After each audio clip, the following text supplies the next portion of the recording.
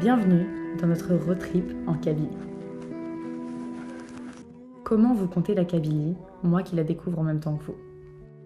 C'est une vaste région du nord de l'Algérie, à l'histoire très marquée par la résistance. Mais ça, je vous en parlerai dans une autre vidéo. Nous avons roulé pendant 3 longues heures, direction Ent Yahya Moussa, un petit village dans les hauteurs de Tizi Ouzou, pour rendre visite à la famille de mon amie Kenza. Kenza, c'est elle, la meilleure copine de ma sœur, donc ma sœur d'une autre mère. C'est la première fois que je montais dans les montagnes de Kabylie, et je savais que c'était beau. Mais comment vous dire, je suis simplement tombée amoureuse de ce village. Perchée dans les nuages, je découvre la maison de mon amie, et elle en profite pour me raconter son histoire. Et là-bas, c'était à l'époque où il y avait la guerre, donc on était tous concentrés là-bas. Et au milieu, il y avait l'armée en gros qui surveillait le village. Donc on était tous dans ces petites maisons, mais maintenant tout le monde a abandonné les maisons et tout le monde est un peu partout, tout le monde a fait des grandes maisons.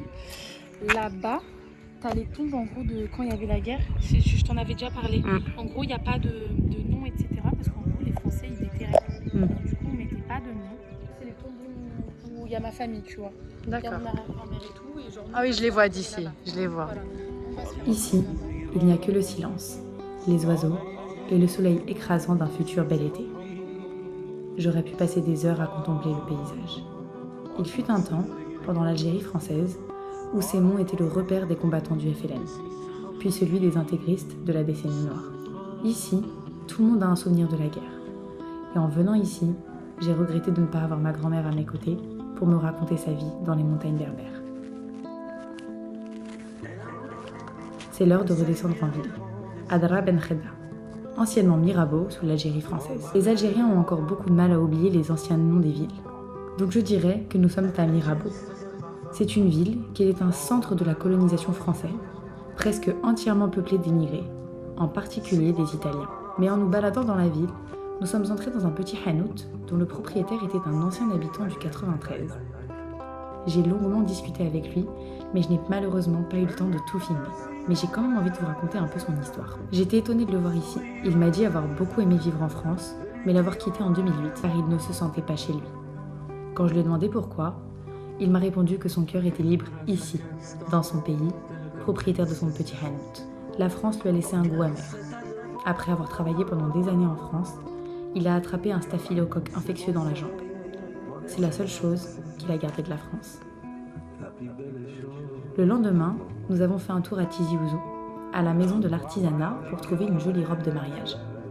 J'ai pu admirer le savoir-faire algérien dans toute sa splendeur. Pour faire une robe comme celle-ci, il faut environ 3 jours. Et au vu des détails magnifiques des robes, je trouve ça plutôt rapide. On a léché les vitrines des magasins de bijoux et j'ai craqué pour des bagues. Je n'aurai bientôt plus assez de doigts pour toutes les porter. Comme d'habitude, on a pu discuter avec les locaux et comme d'habitude, on nous a offert plein de choses. Ça, c'est une photo d'un artisan qui confectionne des chaises en osier. Je n'arrêtais pas de dire que mon père avait le même fauteuil, donc il m'a offert la photo. Et puis, mon oreille a été attirée par de la mandoline. Et encore une fois, j'ai eu envie de pleurer. Je crois que c'est un de mes instruments préférés sur Terre. Il me touche directement au cœur. Je vous laisse écouter.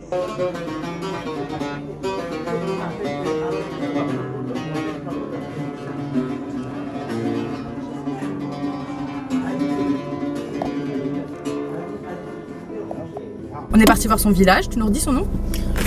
Ent Yahya Moussa. Voilà. Ent Yahya Moussa. Et maintenant, on a fait un petit tour à Tizi hier, donc je vous ai filmé un petit peu les robes et tout. Elle devait s'acheter une robe pour un mariage. Et là maintenant, on va à Béjaïa. J'ai juré, c'est un singe qui vole ma caméra. On court, hein. Crois pas, je lui dis merde les chiens. Ah, mais il va cher, t'éclater, hein. Ah. Il va t'éclater. Attends, mais cours pour aller où? Dans la forêt? Pour récupérer mon appareil photo. Ah bah tu vas toute seule, hein. Voilà, t'inquiète pas, mais t'es une désolée, t'es pas une Non mais désolée. elle est comme ça la forêt. T'inquiète. Il va pas me voler mon appareil. Ouria, t'as bien vu, hein. Si elle est morte à cause de ça, je l'aurais prévenue. Tu dis pas t'as ramené ma fille en Kabylie, elle est morte, tu l'as pas aidée. On reprend la route direction Béjaïa pour se rendre dans un lieu magnifique que je vais vous faire découvrir. Mais avant, on s'arrête à la brise de mer pour manger des sardines, passage obligatoire dans cette ville portuaire. là on est à Béjaïa même. C'est ça, on est à la Brise de Mer, ça s'appelle. On est juste à côté du port. On est dans un restaurant, je vous donnerai le nom si jamais vous voulez, c'est un rooftop. Franchement c'est trop mims. On va manger des sardines. La vue sur la mer, regardez comme c'est beau, avec les montagnes au loin.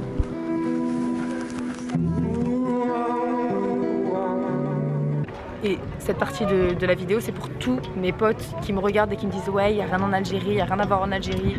Excusez-moi les gars, non mais vraiment je suis obligée de le dire, tu vois, j'en ai marre. Genre, de toute façon ces vidéos elles sont pour prouver qu'il y a des choses en Algérie. La vie de ma mère c'est que pour prouver mon ego d'Algérienne est touché.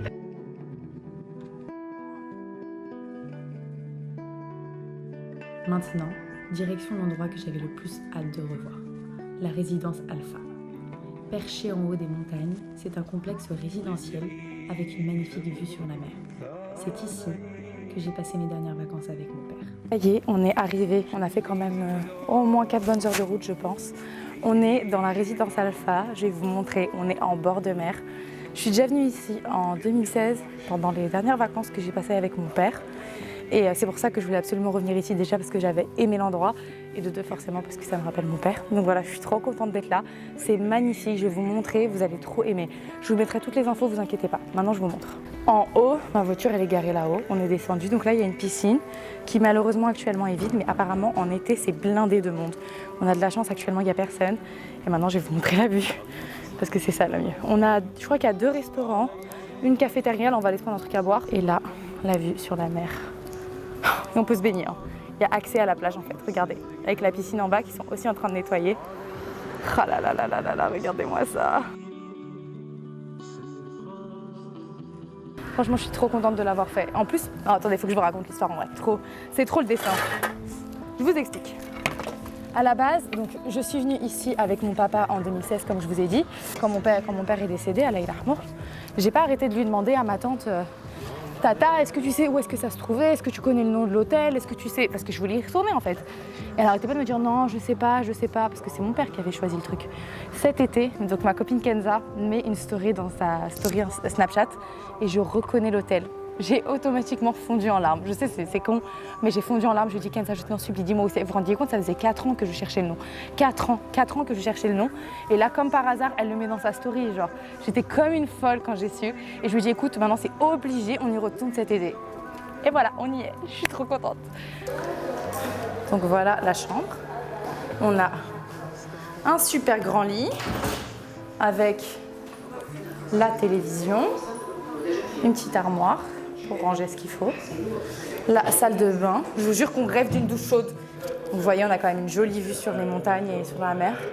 Bon, elle est toute petite, hein, mais c'est suffisant pour 2. Et on arrive là. On a la vue sur la mer. Franchement, je suis refaite, c'est trop beau. C'est trop beau. À peine arrivée, je me suis ruée sur la plage. J'ai plus besoin de vous dire à quel point j'aime la mer. Rien de mieux que le chant des vagues pour faire le vide dans mon esprit.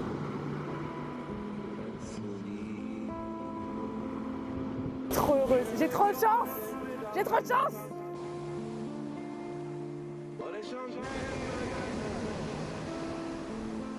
On s'est couché devant un magnifique ciel rose.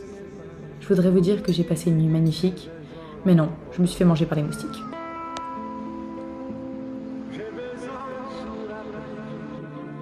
Ce matin, on reprend la route, toujours avec des paysages sublimes. C'était mon rêve de conduire en bord de mer avec le soleil. Alors le faire en Algérie, c'est encore plus symbolique pour moi. Le programme d'aujourd'hui, visiter le Cap Carbon. C'est un site naturel protégé qui est le plus haut phare de la Méditerranée. J'avais hâte de voir ça de mes propres yeux, après avoir vu des images partout sur internet. C'est un site qui est assez connu pour ses singes en liberté et son eau bleutée. Et une fois arrivé, clairement, j'ai pas été déçue. Ces couleurs, ces montagnes qui dessinent l'horizon, l'eau à perte de vue, mon œil de photographe était ravi. Tout le long, on trouve des petits stands qui vendent des livres, des bijoux et toutes sortes de babioles typiques. Et en me baladant, j'ai fait la rencontre de Yassine, un intermittent du spectacle qui passe beaucoup de temps ici, au Cap Carbon, où il interprète des morceaux passant de Idir à Dahman al-Harashi. Je lui ai demandé depuis quand il faisait de la musique, et sa réponse m'a fait rire. Musique et moi, on s'est rencontrés le jour où je suis né. Quand je traverse la route, je chante. Quand je suis à la maison, je chante. Quand je dors, je chante. J'aime chanter.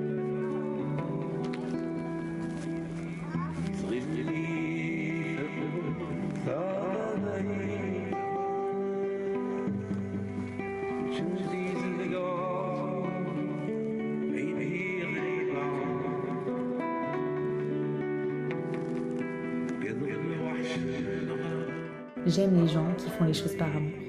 Et ce monsieur transpirait l'amour de la musique. Alors je lui ai demandé s'il accepterait de collaborer avec moi et de composer des chansons algériennes pour mes vidéos. Et il a immédiatement accepté. Après cette belle rencontre, on est allé marcher dans Béjaïa. Je suis tombée amoureuse de cette ville, avec ses rues en contre-plongée qui donnent sur la mer, rappelant la Casbah.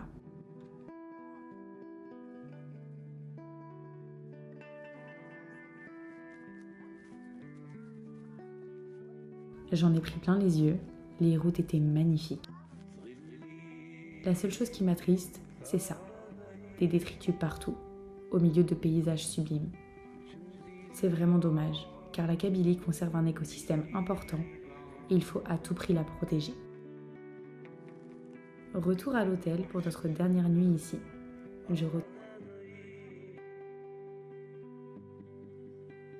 à l'heure, j'étais en train de réfléchir et je me suis dit que la dernière fois que je suis venue sur cette plage, à ce moment-là, je faisais des études de langue arabe et d'histoire du monde musulman avant l'arrivée de l'islam. Donc c'était des études très très intéressantes. Mais en fait, je voulais être journaliste. La seule chose que je voulais faire, c'était être journaliste. Et depuis que j'ai passé mon bac, enfin avant, j'ai toujours dit que je voulais être journaliste. Cet été où je suis venue avec mon père en 2016, sur cette plage, mais vraiment à cette place-là exacte, j'ai pleuré dans les bras de mon père en lui disant que j'étais désolée mais que j'aimais pas les études que je faisais, que je voulais faire une école de journaliste et que je savais que c'était cher mais que c'est pas grave, genre juste est-ce qu'il pouvait m'aider à la payer parce que de toute façon, au final j'ai pris un crédit étudiant, vous voyez, mais sur le moment je savais pas exactement comment faire et mon père m'a dit que mon père il aurait tout fait, tout ce que je lui aurais demandé, il aurait dit oui et il m'a dit écoute, fais ce que tu aimes et t'inquiète pas, je payerai, ce qui n'a pas été le cas. C'est pour ça que je me suis retrouvée dans un gouffre financier juste après. Mais je regrette pas cette décision, vous voyez, parce qu'aujourd'hui je suis diplômée, j'ai un Master 5 et je suis revenue sur la même plage et voilà, je suis émue de penser à ça. Mais vraiment, c'est réel. Je me souviens très bien, j'ai pleuré, mais comme une madeleine. Quand j'y repense, genre vraiment, je pense à mon père très très fort qui sait pas que j'ai été diplômée, qui est parti avant la fin de ma première année. Vraiment, genre, j'ai passé les examens. J'ai passé mes examens de première année et il n'a même pas pu savoir en fait que j'avais été diplômée de ma première année. J'avais eu des notes excellentes, en plus j'étais super fière de moi. Et voilà, aujourd'hui je suis là et je suis revenue vraiment, genre c'est pour lui faire honneur, je vous jure c'est pour lui faire honneur. J'espère en tout cas qu'il est content de voir que j'aime l'Algérie comme il aurait aimé que je l'aime et que même s'il n'est plus là, je continue à la découvrir sans lui, même si évidemment j'aurais tellement aimé qu'il soit là pour le voir. J'aurais juste tellement aimé qu'il me voie au volant de la voiture en Algérie. Il aurait trop rigolé, je sais qu'il aurait trop rigolé. Il aurait insulté tout le monde à ma place. Mais voilà. Si je vous fais cette partie de la vidéo, c'est pour vous dire que on sait jamais de quoi est fait demain et qu'à ce moment-là, j'aurais jamais pensé que je reviendrais genre 5 ans après au même endroit. Attendez, je vous pose. J'en ai marre, ça me fait mal au bras. Je n'aurais jamais pensé que je reviendrais 5 ans après au même endroit sans mon père, évidemment, parce qu'à ce moment-là, je ne savais pas qu'il était malade, on ne savait pas qu'il était malade. Le temps, ça passe vite, les gars. Il aura fallu vraiment d'1 an pour que mon monde s'écroule quand il est parti. Et si j'avais su à ce moment-là, ouais, j'aurais plus profité et je me serais peut-être pas inquiétée de mes études et inquiétée de mon avenir et j'aurais juste profité avec mon père. Et je crois en fait que je suis juste en train de continuer le rêve de mon père. C'est ça en fait. Je pense que c'est pour ça que j'aime autant l'Algérie et je sais qu'il y a plein de gens qui comprennent pas mon choix, qui se disent ouais mais qu'est-ce qu'elle vient faire ici, il n'y a rien à faire en Algérie, etc. Et je suis pas d'accord, vraiment je suis pas d'accord avec ça. Je pense qu'il y a plein de choses à faire et que oui c'est vrai, il y a plein de points noirs. Le premier c'est d'être une femme en Algérie et je le dis haut et fort et j'en reparlerai dans une autre vidéo. C'est vrai que c'est difficile, c'est vrai qu'on n'est pas aussi libre on va dire qu'en France. Mais il faut aussi déconstruire, je pense, sa pensée par rapport à l'Algérie. Nous, en tant que jeunes immigrés, vous voyez, on est rempli de clichés. On s'en rend pas compte, mais on est rempli de clichés. Rien que de dire de quelqu'un qui parle pas très bien français, de dire ouais, c'est un blédard, rien que ça, je suis désolée, c'est péjoratif. Et je pense qu'il faut qu'on apprenne à déconstruire notre pensée, notre façon de penser, notre façon de voir l'Algérie. Il y a une culture qui est différente, il y a des choses qui sont différentes et ça s'explique socialement. Vous voyez ce que je veux dire ?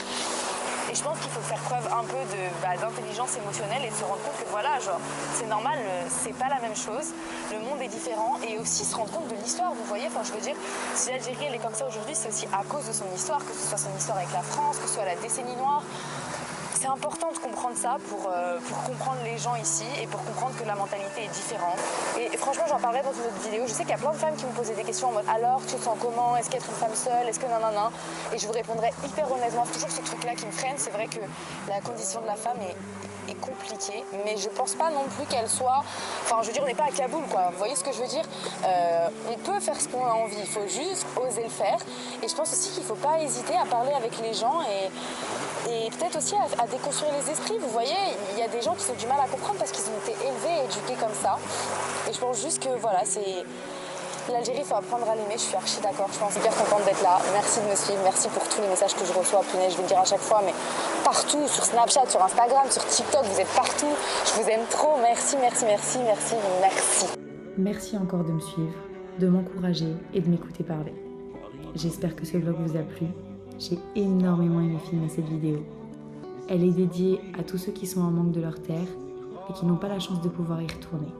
Et à mon père, qui me surveille de là-haut. J'en suis certaine. À la semaine prochaine. Bisous.